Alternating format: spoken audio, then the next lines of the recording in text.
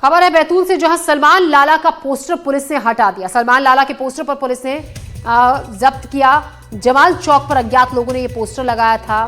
सूचना मिलते ही पुलिस ने पोस्टर को हटवा दिया। सीसीटीवी खंगालने और पूछताछ करने में पुलिस जुटी हुई है। ये आज जो है हमारे पास सूचना प्राप्त हुई थी कि जो है अपना इमामबाड़ा चौक पे जो है एक किसी व्यक्ति ने जो है एक पोस्टर लगाया हुआ है, जिसमें सलमान लाला का पोस्टर लगा और उसको क्या कहते हैं उसका याद की में लगाया गया है। जो है अपने द्वारा जो है कोतवाली पुलिस के द्वारा तत्काल पहुंचकर उस पोस्टर को उतारा गया और उसको जब्त किया गया है। आगे जिनके द्वारा ये लगाया गया उनके खिलाफ वैधानिक कार्रवाई की जाएगी। कौन है ये सलमान लाला? ये सलमान लाला जो है एक अपराधी है और इसी के लिए उन्होंने लगाए थे। और इस खबर पर ज्यादा जानकारी के साथ अकील अहमद हमारे संवाददाता बैतूल से हमारे साथ जुड़ रहे हैं। अकील, कुछ दिनों पहले ही सलमान लाला का तालाब से शव बरामद हुआ था और अब ये पोस्टर लगा मिला है बीचों बीच बाजार के। पता चल पाया, क्योंकि कहा यह जा रहा है कि पुलिस ने सीसीटीवी फुटेज भी खंगाले, आसपास जो सीसीटीवी कैमरे लगे हुए थे। कुछ पता चल पाया किसने ये पोस्टर यहाँ लगवाया? जी, ईद के ठीक एक दिन पहले इस तरह का गैंगस्टर सलमान लाला का ये पोस्टर सामने आया है। उससे पुलिस महकमे में भी खलबली मची है। हालांकि पुलिस जो है अपने सारे सोर्सेज बढ़ा के ये पता कर रही है, सीसीटीवी खंगाल रही है कि इस मकान पे ये पोस्टर किसने लगाया। वहीं जो जो जो युवा उस पोस्टर में नामजद है, उनके खिलाफ भी पुलिस ने एक मामला बनाया है और पुलिस उनके सबके नंबर उनने तलाश लिए हैं, मौके पे पंचनामा बनाया है और पुलिस कहीं ना कहीं इन लोगों से भी पूछताछ कर रही है और मकान मालिक से भी पूछताछ कर रही है कि आखिर ये पोस्टर वहाँ किसने लगाया है। हालांकि पुलिस अभी तक किसी ठोस उस पर नहीं पहुंची है और पुलिस ने सिर्फ अभी पोस्टर जब्त करने की कार्रवाई की है। जी अकील, शुक्रिया जानकारी के लिए आपका।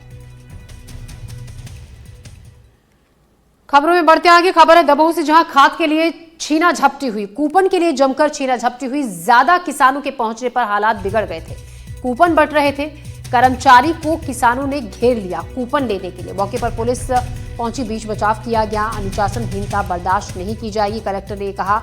छुट्टी के दिन भी अब खाद का वितरण होगा, कलेक्टर ने कहा। तो दमोह में खाद के लिए जब कूपन बंट रहे थे, कूपन लेने के लिए धक्का मुक्की हुई, छीना झपटी हुई और जो कर्मचारी कूपन बांट रहा था उसके साथ किसानों ने धक्का मुक्की और हाथापाई भी की। ऐसे में कलेक्टर ने कहा कि अनुशासनहीनता बर्दाश्त नहीं की जाएगी। अब छुट्टी के दिन भी खाद का वितरण किया जाएगा ताकि ये जो दिक्कत है, परेशानी है, ना हो। यदि मान लीजिए किसी एक दिन खाद नहीं है तो आप थोड़ा सा धैर्य रखें। अगले 1-2 दिन के अंदर खाद वहाँ पर जरूर पहुँच जाएगा और सभी को खाद मिलेगा। इसलिए कहीं जिले भर में कोई खाद की समस्या नहीं है। ये बात सभी नोट कर लें और अनुशासित रह करके धैर्य के साथ यदि आप खाद लेंगे तो बहुत अच्छा होगा। साथ ही हमारे पास सभी सोसाइटियों में भी खाद हमारे पास पर्याप्त मात्रा में, तो जो किसान सोसाइटियों के सदस्य हैं वो सोसाइटी से जाकर के लें।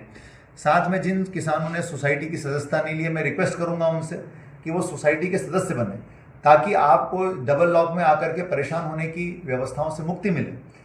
हमने निजी विक्रेताओं को भी कहा है कि वो भी डबल लॉक में आकर के अपना काउंटर लगाएंगे और वहाँ पर उसी कीमत पे खाद बेचेंगे जिस कीमत पर डबल लॉक में मिलती है। इस प्रकार हम सारी व्यवस्थाएं कर रहे हैं। हम लोगों ने एक निर्णय और लिया है कि हम 5 तारीख को छुट्टी के दिन भी हम खाद का वितरण करेंगे, ताकि 3 दिन की लगातार छुट्टी ना हो। तो हम लोग छुट्टियों के दिनों में भी खाद का वितरण कर रहे हैं। और इस खबर पर ज्यादा जानकारी के साथ आजम खान हमारे संवाददाता हमारे साथ हैं।